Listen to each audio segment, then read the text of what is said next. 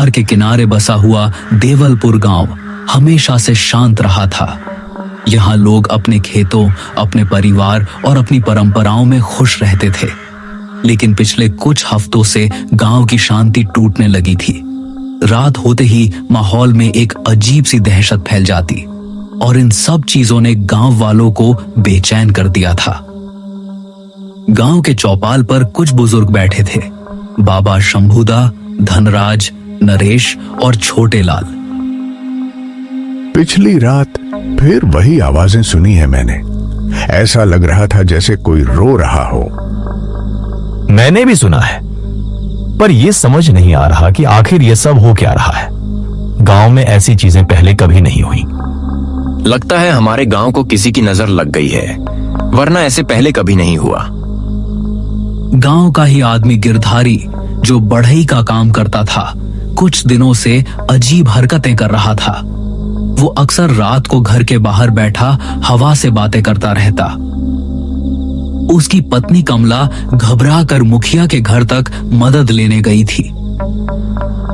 मुखिया जी, गिरधारी को कुछ हो गया है। रात रात भर घर से बाहर निकल जाता है, किसी को देखता ही नहीं, जैसे कोई उसे बुला रहा हो। चिंता मत कर बेटी, मैं 2-4 आदमी भेजता हूँ। 2 आदमी गए, लेकिन गिरधारी की हालत देखकर सब हिल गए। गिरधारी की आंखें लाल थीं, हाथ कांप रहे थे। वो बार बार एक ही शब्द बड़बड़ा रहा था, वो आ गया, वो आ गया, वो मुझे लेने आया है। सब डर गए। दूसरे दिन सुबह लोगों ने सुना गिरधारी पागल हो गया है। गांव का चरवाहा चंदन जी अचानक खेतों में मरा पाया गया। उसके शरीर पर किसी जंगली जानवर के निशान नहीं थे, बल्कि ऐसा लगता था जैसे किसी राक्षस ने शरीर को खाने की कोशिश की हो। गांव भर में हड़कंप मच गया। ये क्या हो रहा है? क्या कोई नया जानवर गांव में आ गया, या ये कुछ और है? अब गांव में रोज कुछ ना कुछ गलत होने लगा।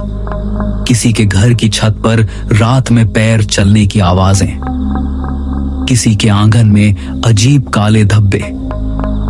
एक दिन मंदिर के पुजारी दीनानाथ ने गांव वालों से कहा, ये कोई साधारण बात नहीं, कुछ बड़ा हो रहा है।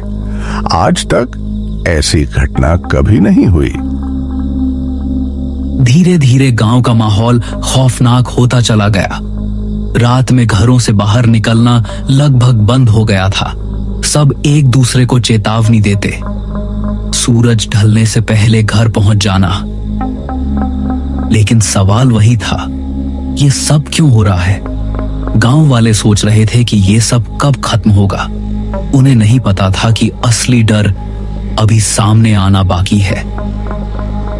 गांव में लगातार हो रही रहस्यमयी घटनाओं से लोग पहले ही डरे हुए थे, लेकिन असली खौफ तब फैला जब गांव के 2 आदमी, मुन्ना और करण, एक ऐसी चीज से टकराए जिसकी कल्पना उन्होंने सपने में भी नहीं की थी।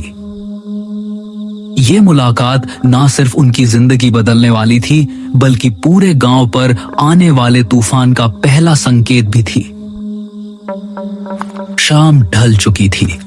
मुन्ना और कुण लकड़ी काटने के बाद घर लौट रहे थे। मुन्ना, तूने सुना?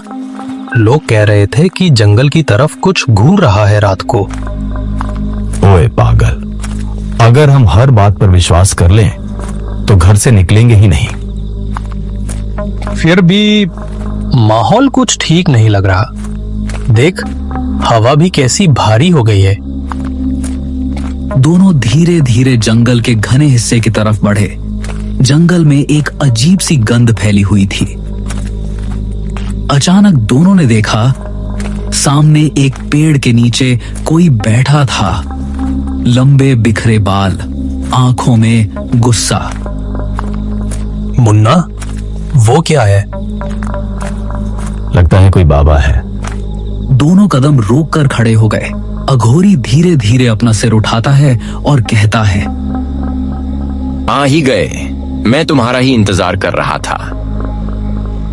आप हमें जानते हो? तुम्हें भी और इस गांव को भी जानता हूं। बहुत पुराने पाप दबे पड़े हैं यहाँ, और जब पाप सड़ने लगते हैं तो धरती चीखती है। आप किस पाप की बात कर रहे हो बाबा? अघोरी ने जमीन पर उंगलियां फेरी और एक मंत्र बड़बड़ाने लगा।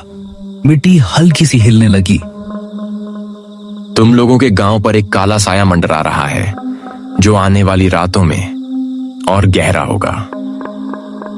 बाबा, ये जो लोग पागल हो रहे हैं, गायब हो रहे हैं, क्या ये उसी का असर है? ये तो बस शुरुआत है, असली तूफान अभी आना बाकी है। बाबा, आप गांव के पास क्यों आए हो? क्या आप हमारी मदद करने आए हो? अघोरी अचानक खामोश हो गया। उसने अपनी आंखें बंद की, फिर धीरे धीरे बोला, मैं किसी की मदद करने नहीं आया, मैं तो सिर्फ इंसाफ लेने आया हूं। यह सुनकर दोनों के पैरों तले जमीन खिसक गई। किस बात का इंसाफ? जिस चीज को तुम लोग देख नहीं पा रहे, वो अब जाग चुकी है, और बहुत जल्द वो अपने हिस्से का बदला लेकर रहेंगी। मुन्ना, चल यहां से, मुझे कुछ ठीक नहीं लग रहा।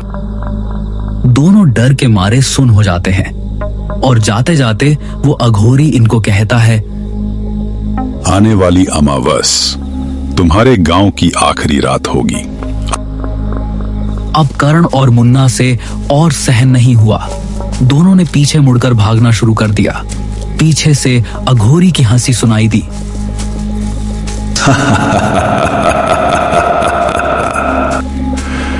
भाग जा, पर याद रखना, उस रात कोई भी नहीं बचेगा। दोनों हांफते हुए गांव पहुंचे। उनकी हालत देखकर लोग इकट्ठा हो गए। क्या हुआ? क्यों भाग रहे थे? लेकिन मुन्ना और करण कुछ बोल ही नहीं पा रहे थे। उनके चेहरे पीले पड़ चुके थे। आंखों में वही डर था जो पूरे गांव में फैलने वाला था। मुन्ना और करण की जंगल में उस अघोरी से हुई मुलाकात ने पूरे गांव में बेचैनी फैला दी थी। लोग भले ही उनके शब्दों पर पूरी तरह यकीन न कर रहे हों, लेकिन उनके चेहरों पर डर ने सबको समझा दिया था कि कुछ ना कुछ बहुत बड़ा होने वाला है। अगली सुबह विमल, जो गांव में अपने मेहनत और ईमानदारी के लिए जाना जाता था, अपने खेत की तरफ जा रहा था। खेत गांव से थोड़ा दूर जंगल की कगार पर पड़ता था। हवा में हल्की धुंध फैली हुई थी। यह मौसम भी ना, कब गरम कब ठंडा, कुछ पता नहीं चलता। बस जल्दी से काम खत्म करना है। वो खेत की मेड़ों में चलते हुए फसल देखने लगा। सब कुछ सामान्य था, लेकिन अचानक उसे लगा कोई उसके पीछे खड़ा है। वो पलटा, वहां कोई नहीं। विमल ने काम शुरू ही किया था कि अचानक उसके सामने की झाड़ियों में तेज सरसराहट हुई। कौन है? कौन है वहां?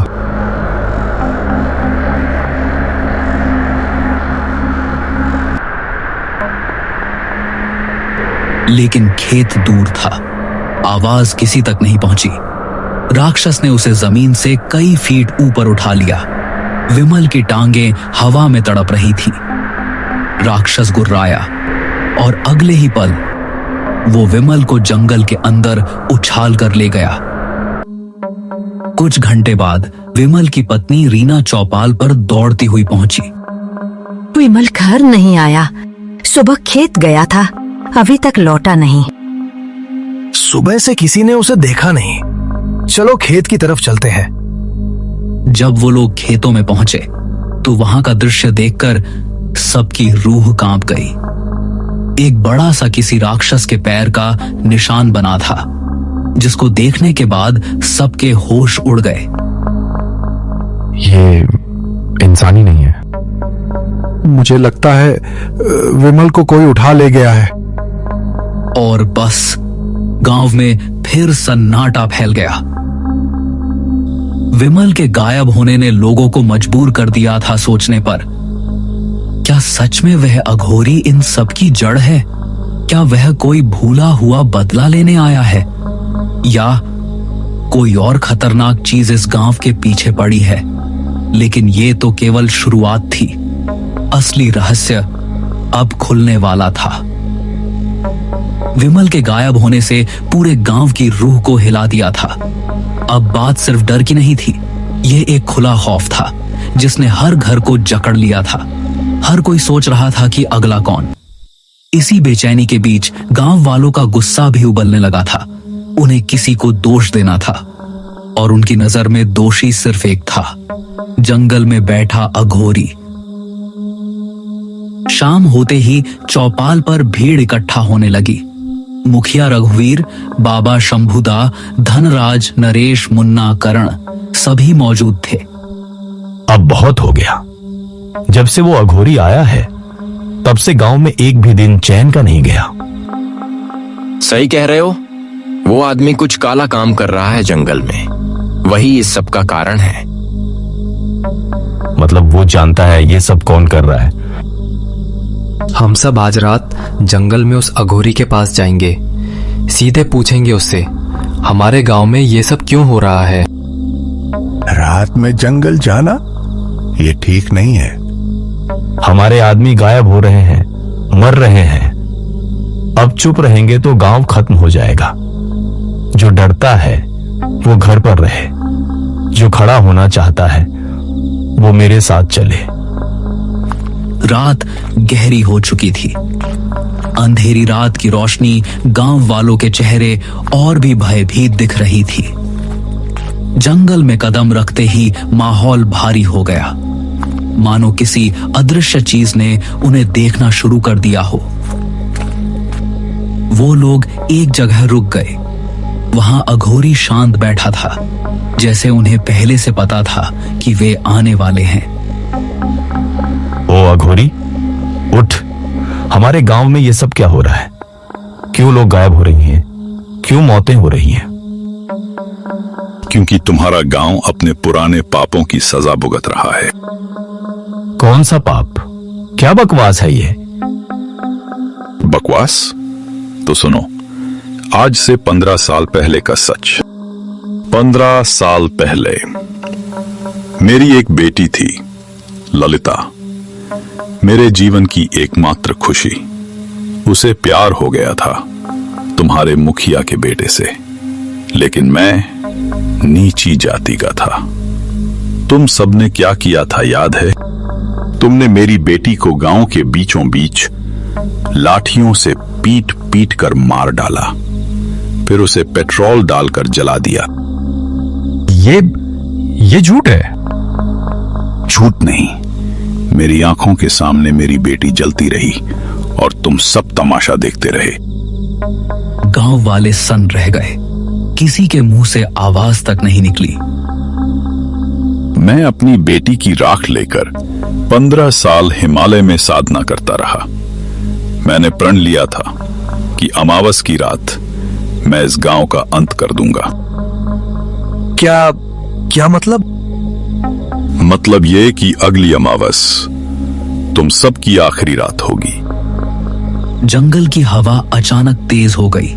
लालटेनों की लौ कांपने लगी और अगले ही पल अघोरी गायब, जैसे हवा में घुल गया हो। अघोरी द्वारा खोला गया 15 साल पुराना सच गांव वालों की रूह तक हिला चुका था।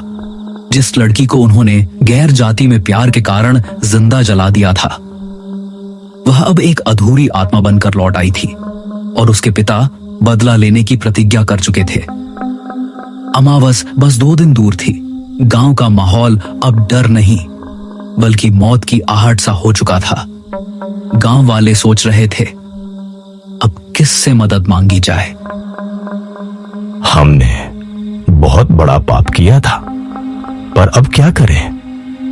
वो अघोरी बोल चुका है कि अमावस की रात वो पूरा गांव खत्म कर देगा। जिसके सामने जंगल कांपता है उसे कौन रोक सकता है? हमें किसी बड़े पंडित के पास जाना चाहिए। कोई तो होगा जो उसे रोक सके। लेकिन कौन? हमारे आसपास ऐसा कोई नहीं। एक आदमी है जंगल से 10 कोस दूर पहाड़ी पर सिद्ध पुरुष पंडित विष्णुदेव। लोग कहते हैं कि उन्होंने कई बार ऐसी शक्तियों को वश में किया है। सभी ने एक दूसरे की तरफ देखा और फिर एक ही फैसला हुआ, उसी के पास जाना होगा। अगली सुबह मुखिया और मुन्ना मिलकर पंडित विष्णुदेव के आश्रम पहुंचे। वहां हवा हल्की मगर शक्तिशाली थी, जैसे कोई सुरक्षा कवच। पंडित एक बड़े नीम के पेड़ के नीचे बैठकर जप कर रहे थे।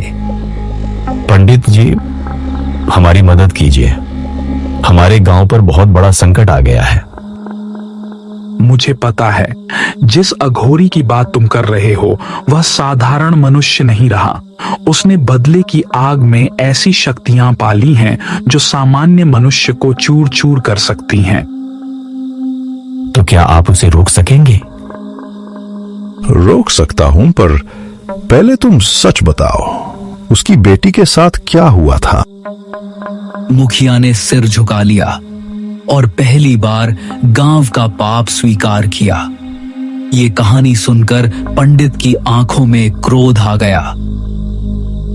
तुम सबने बहुत भारी पाप किया है। महिलाओं पर, मासूमों पर अत्याचार, उसकी कीमत तो चुकानी पड़ेगी, लेकिन फिर भी मासूम और निर्दोष लोग बचने चाहिए। मैं तुम्हारी मदद करूंगा। अमावस की शाम आ गई थी। पंडित विष्णुदेव ने गांव के बीचों बीच एक विशाल यज्ञ मंडल बनवाया। पूरे गांव के लोग कांपते हुए आसपास खड़े थे। जब तक यह यज्ञ चलता रहेगा, अघोरी यहाँ प्रवेश नहीं कर सकेगा। पर अगर तुम में से किसी ने डरकर मंडल तोड़ दिया तो समझ लेना, अंत निश्चित है।